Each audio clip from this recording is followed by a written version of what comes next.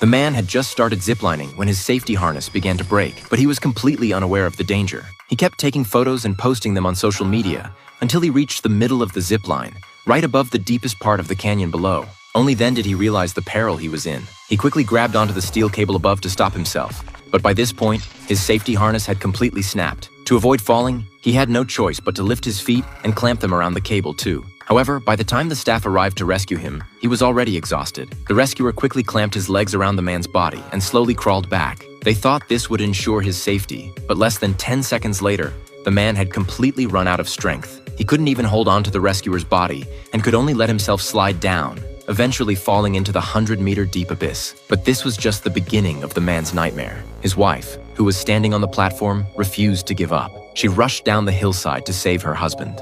As a retired Special Forces soldier, she had extensive jungle survival experience. Using reference points on the steel cable, she determined her husband's approximate location and then called his phone. Hearing the ringtone, Lisa quickly found her barely conscious husband. By this time, the ambulance called by the staff had also arrived. Strangely, however, the paramedics stopped Lisa from accompanying her husband. Not wanting to delay the rescue, Lisa had no choice but to follow their arrangements. She got on a motorcycle and closely followed the ambulance. But just as they were about to reach the hospital, an SUV suddenly emerged from the roadside. Lisa couldn't dodge in time and fell to the ground, losing track of the ambulance as a result. What she didn't know was that all of this was deliberately orchestrated. When Lisa arrived at the hospital, the nurse at the front desk said there was no ambulance bringing her husband at all. Lisa thought she had gone to the wrong hospital, so she checked several nearby hospitals, but the result was the same. The ambulance had vanished into thin air. Lisa hurried to the police station to report the incident. After learning about what had happened, the police chief thought they could start by looking for clues at the zipline site.